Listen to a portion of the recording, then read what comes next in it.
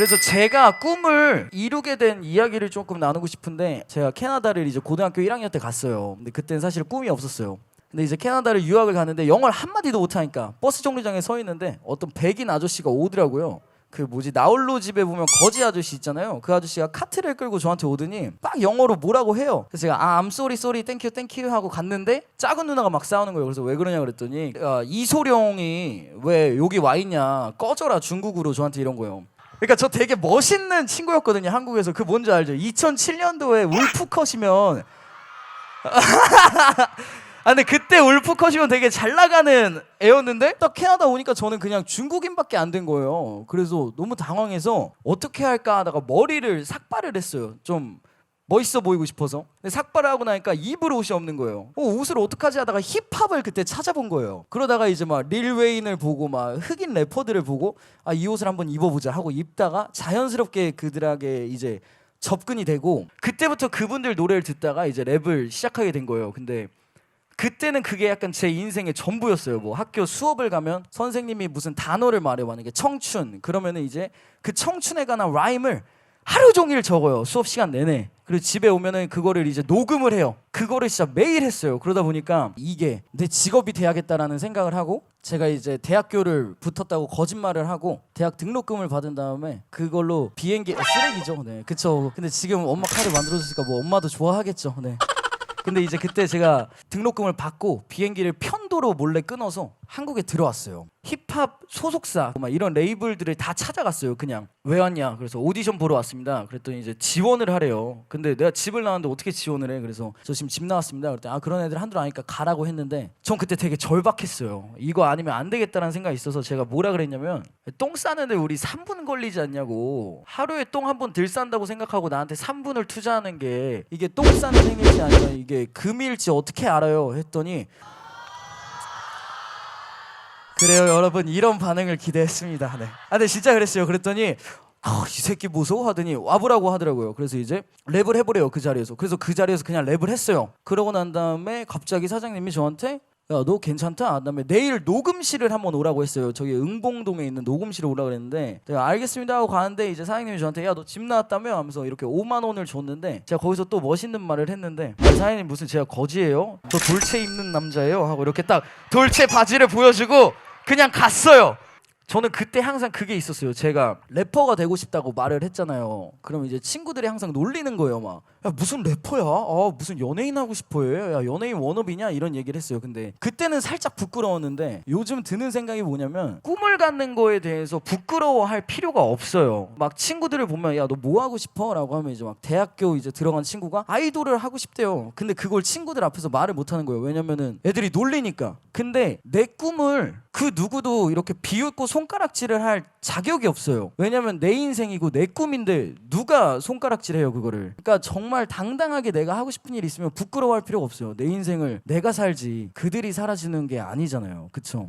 저는 올해로 방송한 지가 횟수로 한 14년? 15년 정도 되는 것 같아요. 전이는 어떻게 아나운서 할 생각을 했을까? 방송인을 꿈을 꾸기 시작했을까? 굉장히 잉여로운 삶을 살던 대표적인 사람이 아닐까라는 생각이 들어요. 저는 대학교에 재수를 해서 입학을 했고 뭐 뚜렷하게 원하는 학과도 아니었고, 그래서 정말 어떤 의욕이란 건 1도 없이 1학년 때부터 3학년 때까지 잉여로운 삶을 보냈던 것 같아요. 3학년 겨울방학이 되는 순간 정신이 번쩍 들더라고요. 그래서 그때부터 저는 자아 성찰이란 걸 처음 해봤던 것 같아요. 여러분은 자기가 뭘 잘하는지 알고 있어요? 내가 나에 대한 평가도 중요하지만요, 남들이 나에게 대해서 하는 평가도 되게 중요하더라고요. 그래서 다른 사람들은 나에 대해서 뭐라고 말해줬을까라고 곰곰이 생각해봤어요. 그런데 초등학교 때부터 중학교, 고등학교, 대학교까지 제일 많이 들었던 얘기가 목소리가 예쁘다. 친해지면 조곤조곤 얘기를 잘한다. 그리고 뭔가 일어서서 발표를 할 때 있잖아요. 발표를 해서 프레젠테이션을 하게 되면 그건 좀 꽤 잘하는 편이다. 그래서 정말 저는 대중 앞에 나서는 직업을 한 번도 생각해 본 적이 없지만, 말을 하고 어떤 프레젠테이션을 하고 목소리를 이용할 수 있는 직업은 뭘까 생각을 해봤죠. 그리고 그 중에서도 한번 최고 스펙부터 노려서 내려와 보자.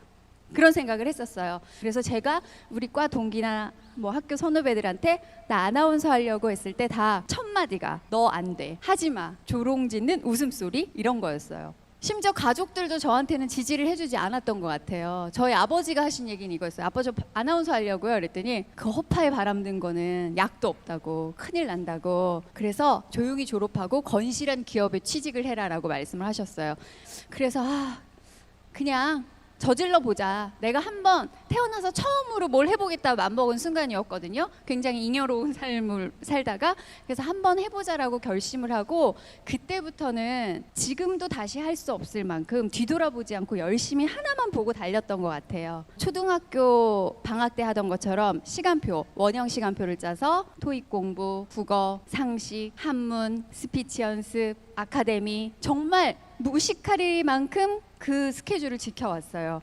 그리고 저에게 또 하나 넘어야 될 관문은 다이어트라는 과제였어요. 어떻게 인터뷰도 보고 아카데미에서 무슨 뭐 테스트라도 보려면 스커트 정장이 필요하더라고요. 그래서 친한 언니랑 옷을 사러 갔는데 단 하나의 옷가게에서도 저한테 맞는 옷을 찾을 수가 없었어요. 그래, 이 시험이 외모도 기준에 포함이 된다면 그러면 살을 빼자. 근데 저는 그 어떤 공부보다도 살을 빼는 과정이 힘들었던 것 같아요. 왜냐면 그 전까지는 전 치열하게 살아본 적이 없고 뭔가를 치열하게 해본 적이 없는데 다이어트를 하려고 보니까 치열하게 나 자신과의 싸움을 매일매일 해서 이기지 않으면 이 성과는 달성할 수가 없더라고요. 그래서 제가 가지고 있는 용돈을 탈탈 털어서 3개월을 등록해 놓고 매일 3시간을 갔어요.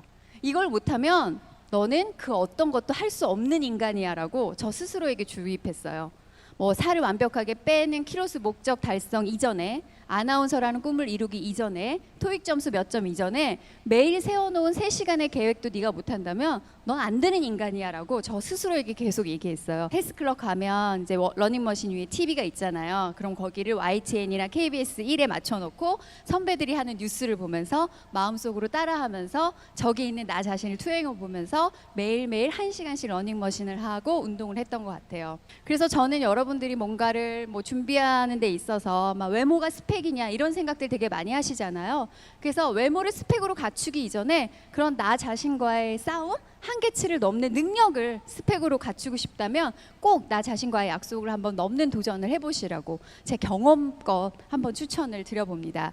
2년을 투자한 끝에 저는 2004년에 KBS에 입사를 했어요.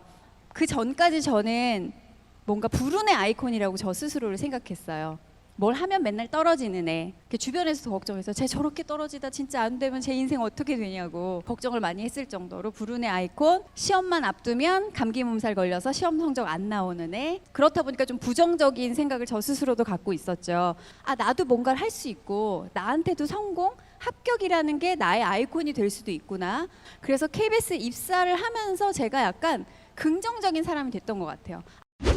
일단 제가 어떻게 작사가가 됐는지 많은 분들이 궁금해 하세요. 저는 일단 김영석 작곡가님을 통해서 데뷔를 했어요. 별것 없는 우연이었어요. 그냥 제가 어느 자리에 갔는데 여러 사람들이 있는 식당 같은데요. 다른 테이블에 그분이 계셨어요. 유명한 사람을 만나서 여러 명이랑 같이 있을 때가 아니면 선뜻 다가가서 뭐 너무 좋아해요 뭐 얘기하기 좀 무한하지만 정말 좋아했던 사람이면 가서 말을 걸고 싶은 용기가 한 번쯤 생길 수 있잖아요. 저한테 김영석 씨는 지금 인기로 따지면 송중기 씨나 김수현 씨보다 이름만 말해도 이렇게 좋아해. 저한테는 이제 김영석 씨가 앉아 계신데 그분이 그렇게 보였어요. 아, 정말 저분이 내가 실제로 볼 수 있다니 앞뒤 생각을 안 하고 그냥 갔던 것 같아요. 그래서 일단 사인을 받았고 저는 선생님 밑에서 무조건 공부를 하고 싶습니다 라고 이야기를 했죠. 그냥 되게 용기 있다 이렇게 들리는 건 지금 다 잘 됐기 때문이에요. 그냥 그때를 생각해보면 민폐고 눈치 없고 주책 맞은 행동이었을 수 있어요. 그런데 여기서 이제 3가지 행운이 있었던 것 같아요. 하나는 제가 간 그곳에 김영석 작곡가님 계셨다는 거고, 2번째는 김영석 작곡가님이 거절을 못하세요. 거절에 너무 약한 분이라 일단 어떻게든 그 상황에서 됐어 가라고는 못하세요. 그래서 저한테도 그때 준비한 곡 같은 게 있으면 가지고 내 작업실에 한번 와봐 하고 작업실 위치를 알려주셨어요. 주소도 아니고 위치를 알려주셨어요. 사실 그냥 일단 보내고 보려는 마음이 컸을 것 같아요. 그렇지만 저는 또 눈치 없이 찾아갑니다. 심지어 약속을 하고 가는 게 아니었기 때문에 작곡가님이 계시지도 않았어요. 왜 오셨어요? 아, 저 김영석 작곡가님 어떡해요? 아, 그게 아니라 설명하는데 얼마나 어이가 없어요. 구차하고. 제가 그때 한번 뵀는데 한번 찾아오라고 말씀하셔서 아, 예, 약간 이런 거기 계신 직원들과 스태프들의 아, 얘 진짜 깬다. 이런 어떤 시선들을 한 몸으로 받아내며 저는 그 많은 바쁜 사람들이 오가는 데에서 앉아서 김영석 작곡가님을 기다렸어요. 깜짝 놀라시더라고요. 씨, 진짜 왔어. 그런 느낌이었어요. 그래서 사실 되게 멋있으려면 이야기가 여기서 제가 어떤 곡을 딱 들려드려서 왜 이제 왔어? 하면서 제가 제자로 받아들여지는 그랬으면 참 멋있었겠지만 저도 그냥 너무 바램만 있고 이거를 어떻게 해야 현실화시킬 수 있는지에 대한 그런 생각은 아무것도 없었던 것 같아요. 지금은 당연히 알죠. 김영석 씨 정도 되는 분한테 배우고 싶다라고 다가가려면 작곡이라는 거를 굉장히 탄탄하게 할 수 있는 상태에서 고급 스킬을 배우기 위해서 그래야지만 겨우 제자로 들어갈 수 있을까 말까 할 텐데 저는 이제 그것부터가 아주 그냥 잘못된 계산이었던 거죠. 그래서 당연히 아주 당연한 결과로 그래 나중에 다시 와라 돌아서 나오려던 순간 여기서 제 생각에는 이게 저의 세 번째 행운이었던 것 같아요. 그 첫 번째 만남이 있기 한참 전에 김영석 씨가 공연을 열었었어요. 요새도 아마 그 공연 쭉 하고 계실 거예요. 김영석 위드 프렌즈라고